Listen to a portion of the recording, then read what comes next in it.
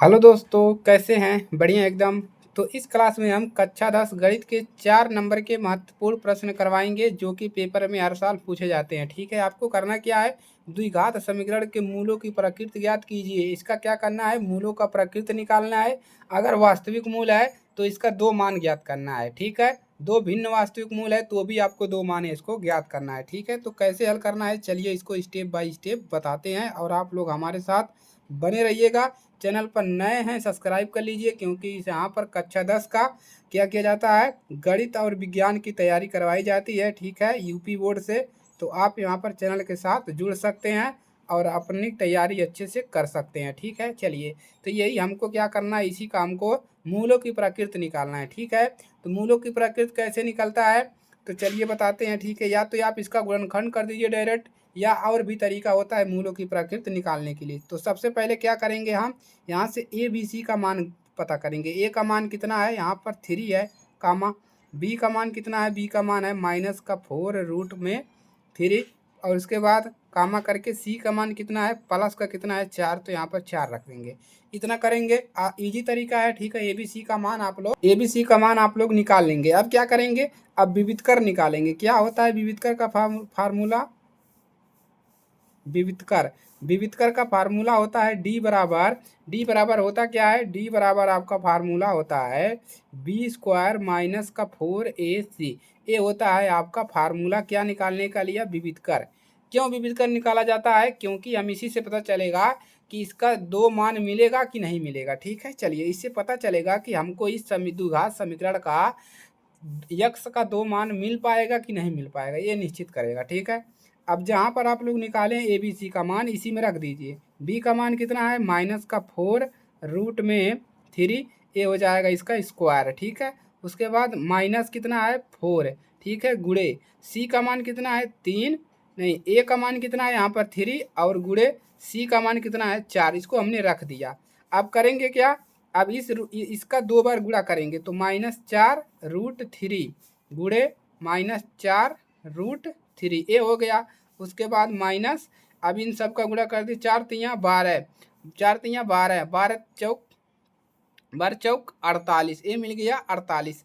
अब क्या करेंगे, अब माइनस माइनस क्या हो जाएगा, प्लस। ठीक है, इसका इसमें गुणा करेंगे, माइनस माइनस होता है, माइनस माइनस होता है, प्लस होता है। ठीक है, चलिए, तो अब पहले 4 का गुणा इसमें करेंगे तो कितना हो जाएगा, 4×4 = 16। उसके बाद रूट का गुणा रूट में करेंगे, कितना हो जाएगा, रूट कैंसिल हो जाएगा। देखिए, सेम रूट का अगर गुणा करते हैं, सेम रूट का, तो रूट कैंसिल होता है, केवल 3 मिलेगा। ठीक है, तो गुणा में कितना मिल जाएगा, 3, माइनस का कितना हो जाएगा 48। ठीक है, अब यहाँ पर कितना मिल जाएगा, 16×2 = 32, 16×3 = 48, यहाँ पर कितना मिल गया 48 माइनस 48 बराबर कितना हो जाएगा, 48 माइनस 48। अब यहाँ से आपको मिल जाएगा 0, यानी डी का मान कितना मिल गया आपको, 0 मिल गया। 0 जब मिल गया, अब क्या करेंगे, यह जो है क्या लिखेंगे, चूंकि 0 मिला, यानी कि जो b² माइनस 4ac बराबर क्या है, 0 है। यानी कि इसका मान जो है मिला है, डी का मान क्या है, 0 है। तो ये हो गया कंडीशन, या इसको ऐसे काट दीजिए, इसको नहीं लिखना है। ठीक है, जब ये 0 हो गया तो हमको यक्स का मान कैसे निकालना है, देखिए, आपको डायरेक्ट लगा देना है, यक्स बराबर -का b/2a, कामा यक्स बराबर प्लस का b/2a, इसको रखना है, ना कि ए वाला फार्मूला। इस फार्मूले पे भी निकलेगा, यक्स बराबर माइनस का b प्लस माइनस क्या होता है, अंडर रूट में b² माइनस 4ac बटा में 2a, यहाँ से भी निकलेगा। ठीक है, तो एक ही लंबा चौड़ा प्रोसेस हो जाएगा। लेकिन जब 0 मान आ गया तो क्या करेंगे, हम डायरेक्ट ये फार्मूला याद कर लेना है। डायरेक्ट क्या याद करना है आपको, ये फार्मूला याद कर लेना है, यक्स बराबर इतना होता है, प्लस माइनस दोनों, एक याद करेंगे, प्लस माइनस कर देंगे। अब यहाँ से क्या करेंगे, मान रख देंगे, माइनस बी का मान कितना निकाले हैं, बी का मान √3 × 3, ठीक है, बटा में 2 गुड़े ए का मान कितना है 3। ठीक है, अब देखिए, 2 × 2, 2 दूना 4, कितना मिल गया। अब यहाँ से ये क्या हो गया आपका, देखिए, माइनस का कितना मिल गया, 2√3 बटा में 3, ये मिल गया इसका पहला मान।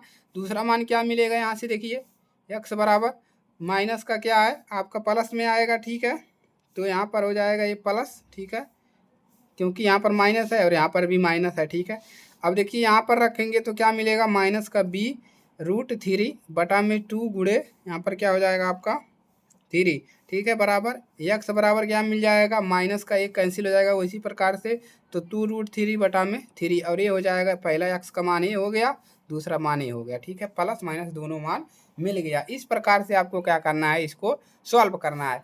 अगर अब बात करते हैं डी का मान, हमने बेसिक पढ़ा दिया है पहले ही, अगर डी का मान 0 आएगा तो ये फार्मूला लगाएंगे।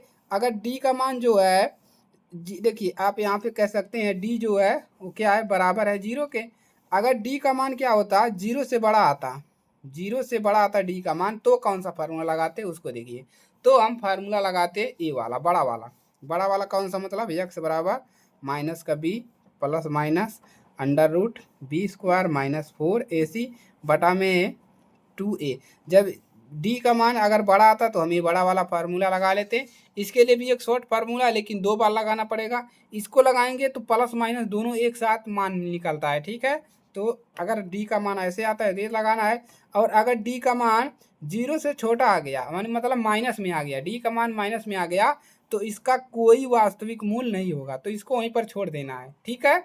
लाइक करेंगे, शेयर करेंगे, चैनल पर नए हैं सब्सक्राइब करेंगे और अपने दोस्तों के पास शेयर कर दीजिए, ठीक है। मज़ेदार क्वेश्चन है और हर साल पेपर में पूछा जाता है, ठीक है।